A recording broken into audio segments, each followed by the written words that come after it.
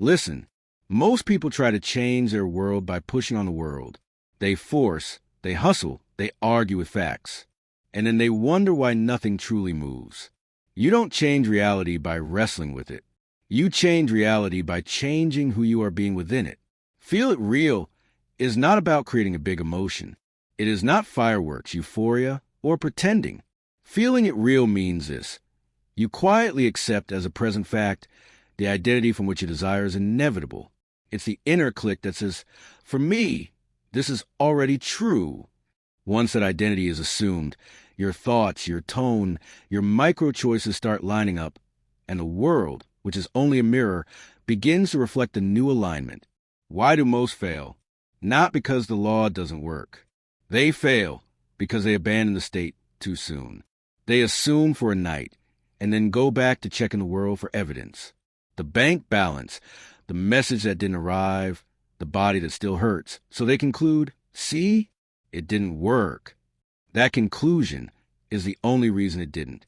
The outer is late. It's always late. It reports the past state. If you keep asking the mirror to change before you change your face, you'll call the law a lie and you'll doubt the truth. So let's make it simple. First, understand what feeling really means here. Feeling is inner certainty, not drama. It's identity, not intensity. You don't need a wave of emotion to confirm it. You need a steady, unshakable yes. Imagine a door you've already walked through. You don't stand outside trying to believe in the room. You're in it. That's the feeling. Second, learn to place yourself in the end. Don't stand outside your desire admiring it. Go inside it. Think from it. If wealth is the end, then the end has a posture, calm sufficiency. The end has a sound, decisions made without fear. The end has a pace, unhurried. When you are from the end, your inner conversation matches a finished story. You stop explaining, stop defending, stop hoping. You act like someone for whom the result is already normal. Third, accept that the bridge of incidents often looks like resistance. The old state will try to recruit you back. Small annoyances, delays, or even the opposite of what you asked for may show up. That is not the law of failing. That is the law of moving. The set is being struck. Props are being changed. If you break character now, you freeze the scene halfway. If you stay in character, the next act opens on schedule. Let's address the most common errors. Error 1, chasing proof. The mind says, I'll believe when I see it. But the law says, you'll see it because you believed. Make a deal with yourself. Stop asking the mirror to smile first. Error 2, over-visualize it without identity. People loop scenes for 20 minutes, then stand up still being the old self. Cut the scene short. Raise the identity. Error 3, trying to manufacture feelings. If it feels fake, you're forcing. Simplify the end until it's obvious. Choose an end that fits like a clean, quiet course. Now, how do you feel it real before the world proves it? You withdraw attention from the old evidence. You stop taking daily measurements that contradict the end. You don't ignore reality. You refuse to worship it. The old numbers are not lies. They're late. You treat them like yesterday's weather. True then, irrelevant now. You move your attention to the state where this result is finished, and you let that state assign meaning to everything you see. Let's go practical. Here's a simple daily rhythm that works. Morning, identity first. Before the world speaks, you speak. Name who you are today in one sentence. I am the one for whom result is normal, not someday. Normal. Walk from that. If a decision comes, make it from the end. If a thought arises, let it match the end. If doubt shows up, answer once. Already mine. Then move on. Daytime, guard the gate. Your inner conversation is the steering wheel. Every time the old script starts, don't fight it. Replace it. Keep it simple. Already done. I move as the one who has. 5 seconds of replacement beats 5 minutes of arguing. Evening. Enter the end. 10 calm minutes. No strain. Let the body get heavy. Let the breath slow. Touch a short, ordinary scene that implies a finish. A friend's congratulations. A quiet purchase made without fear. A hand held a room that already belongs to you. 1 or 2 loops. Then let it go. Sleep as the one who has. Tomorrow, you wake and act as them. And here's the part almost everyone underestimates. Persist. Persistence is not tension. It's consistency. You don't keep planting new seeds every day. You water the one you planted. If nothing seems to move, that is when your power is greatest. You are training reality to take orders from you, not the other way around. Stand still in the identity long enough, and the world will kneel. It has no choice. You ask, how long do I persist? That question is the last trick of the old self. The fulfilled one doesn't time the harvest. He knows it's already his. When the mind wants to count days, you stop counting and be. If you need a number for your human peace, give yourself 7 days to ignore the senses and live from the end without compromise. Most will not make it past day 3. You will. If you slip, you don't confess failure. You return. You return and return and return until there's nothing left to return to, because the new identity has become your home. Let me leave you with this. Feeling it real is not louder wanting. It's quieter being. The world you see is an echo. If you don't like the echo, change the voice that speaks. Decide who you are. Live from it. Persist gently. And watch how life, unable to resist the one who remains, bends in your favor for the next 3 nights, and your day as the one who has.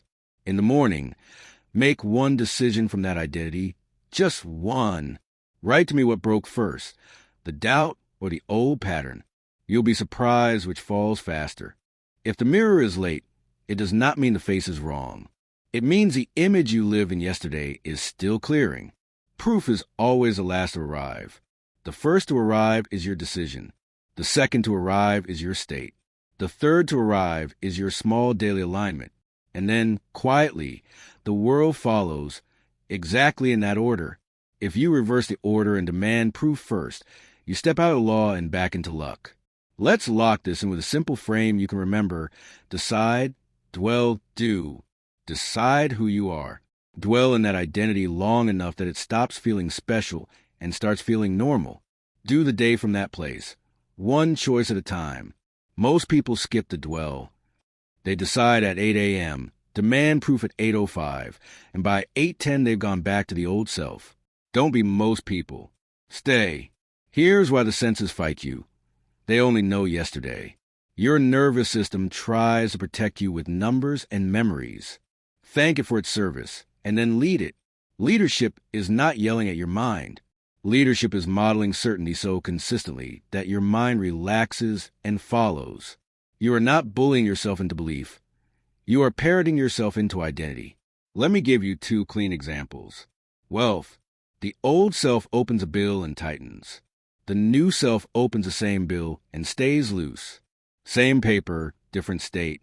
The old self thinks, I need a miracle. The new self thinks, I am the source. I make orderly moves. The old self postpones decisions because fear is steering. The new self makes small, precise decisions because identity is steering. Keep it boring. Boring is powerful. Wealth identity is quiet sufficiency repeated, not fireworks performed. Love. The old self checks and chases. The new self chooses and allows. The old self reads silence as rejection. The new self reads silence as space and remains warm. Same message, different meaning. Why? Because meaning flows from identity, not from data. If you remain as I am chosen, every interaction reorganizes. You stop auditioning. You start being. People feel it. The ones aligned step closer. The ones misaligned drift.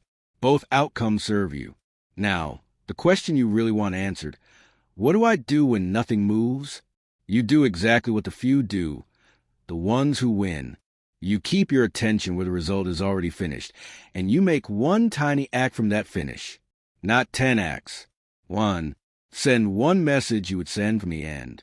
Handle one task with the posture of the one who has. Place one boundary you would place if you already felt secure.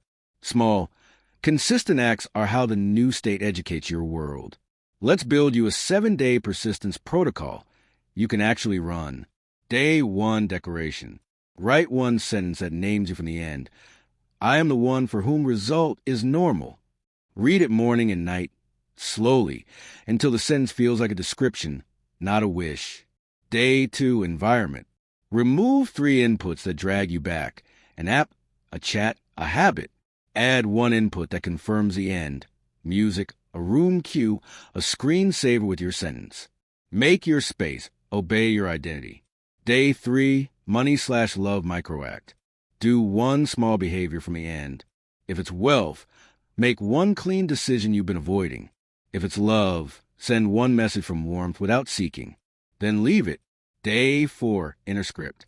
Choose a 4-line inner conversation that fits your end. Repeat it during transitions, doorways, kettle boiling, elevator rides. Train your background process to agree with you. Day 5, no measurement. Don't check metrics. No bank peeking. No inbox scanning for signs. If you must measure your fidelity. How many times did I return to the end today? That is the only metric that creates the others. Day 6, revision. At night, take 1 moment from a day that contradicted your end. Rewrite it in imagination until it feels neutral or supportive. You are not lying to yourself. You are editing the state that will birth tomorrow. Day 7, seal. Spend 10 minutes sitting as a fulfilled one. No scene, no words, just a posture. Let the body memorize it. When posture remembers, the mind stops arguing. Run this week once. Then run it again with less effort and more certainty. The second run is where identity locks in. Let's clear 3 traps that steal results. Trap 1, overthinking how. Outcome is your jurisdiction. Logistics are not. When your mind chases routes, say, not my job, and return to the end. If the next right step is needed, it will be obvious and calm. Trap 2, chasing intensity. You don't need to feel huge. You need to feel inevitable. Trade drama for inevitability and watch how quickly your nervous system stabilizes. Trap 3, arguing with appearances. Reality is an echo. Don't debate echoes. Sing a different note. Go back to the side. Dwell. Do. A word on speed. Sometimes results come shockingly fast. Sometimes they come like seasons. Subtle, then suddenly. In both cases, the common factor is the same. The person stayed. They didn't perform the state. They lived it. They didn't hunt for turning points. They became the turning point. If you need a line to carry in your pocket this week, carry this. I remain. When the urge to check rises, I remain. When an old story knocks, I remain. When nothing seems to change, I remain. It's not stubbornness. It's sovereignty. The world has no defense against the one who remains. And when the world finally shifts, and it will, you won't feel surprised. You'll feel recognized. Because you didn't wait to become, you were already being. You didn't demand proof, you became proof. You didn't try to control the mirror, you became the face. That is, feel it real. That is how persistence bends reality without strain. So, for the next 7 days, do not try to manifest harder. Become clearer. Fewer words, stronger stance. Less measurement, more identity. 1 decision from the end, every day. And when the old self whispers, smile like someone who knows the crown doesn't slip. You are not hoping anymore. You are remembering. You are remaining. And the world, late but loyal, is catching up to you.